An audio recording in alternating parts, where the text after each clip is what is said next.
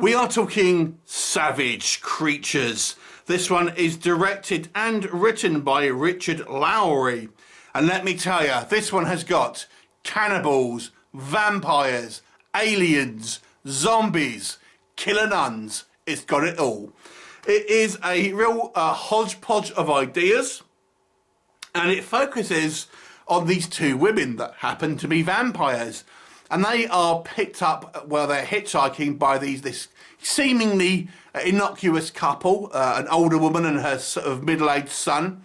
However, these guys are actually cannibals. So first of all, we have an altercation between cannibals versus zombies.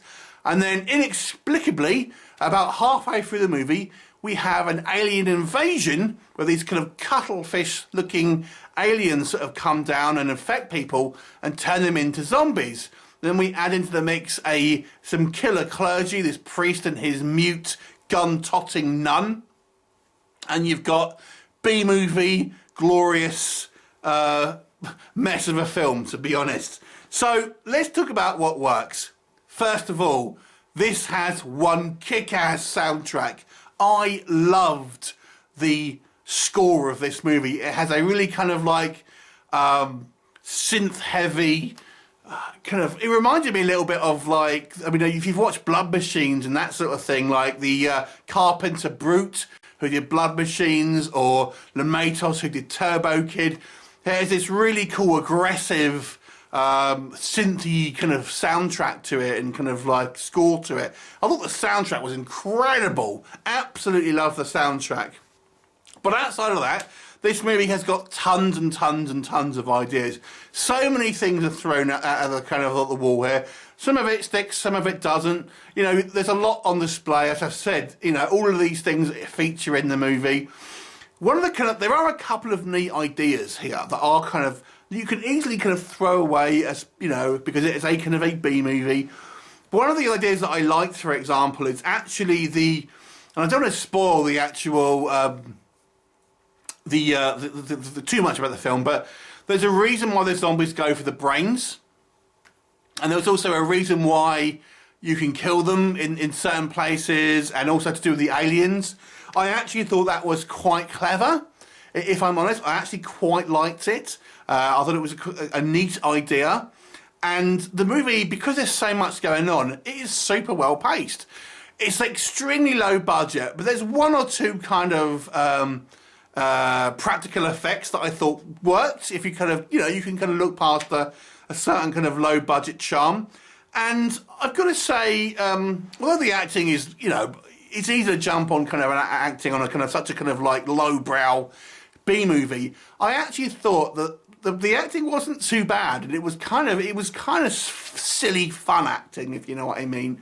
But nonetheless, I think it suited the tone of the film. Okay, so what doesn't work? I think the story structure is quite weak in this film. The aliens kind of just show up halfway through the movie. We see a little bit of CGI kind of meteors happen at the beginning of the movie, but you know, it just seems like an odd choice in a way, because the first half of the movie is nothing to do with it. So it's a very oddly paced film, because it's really a film of two halves. The first film is the cannibals versus vampires, and the second half of the movie is to do with aliens and kind of killer clergy. So it really is, it almost plays like an anthology. I mean, it isn't, but you almost feel there's two distinct halves to this movie. But because of this weird act, you know, this two-act structure, it feels somewhat kind of a little bit scattershot in its kind of narrative. I think maybe there's a few too many ideas here. I actually think it could have been stripped down a little bit. I mean, people might like, I mean, I do like it to a degree, where it has kind of so much kind of going on. But I think it could have been a little bit more fleshed out in a way. I actually didn't think you needed the cannibal, even though I quite enjoyed it. I think if you had the kind of the aliens and zombies, that probably would have been enough. And there's enough story elements there to make a film with a bit more, that makes a bit more sense, I would say. Or if you did want to have the cannibals, it didn't need to take half the film. There are some kind of cheesy things that I mean, a lot of this doesn't make sense. For example, our vampire gets her hand cut off, and because she's a vampire, she grows it back, but her glove seems to grow back every time. We have it's that typical thing with the vampires where, you know, in B movies where the actors feel like they have to show off their fangs and therefore kind of lisping because they're trying to talk while sort of showing their fangs and stuff like that in an unnatural way and stuff like that. There's a few kind of lapses in kind of logic that doesn't really make sense, and certain things seem to hurt the vampires in certain times and then not in others, stuff like that.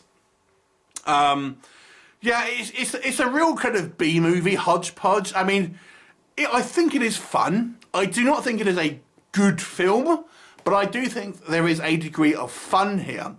Now, the question becomes is where do you draw the line between being, where do I score this? Because I do think this does have some fun value and but it's not a objectively good film.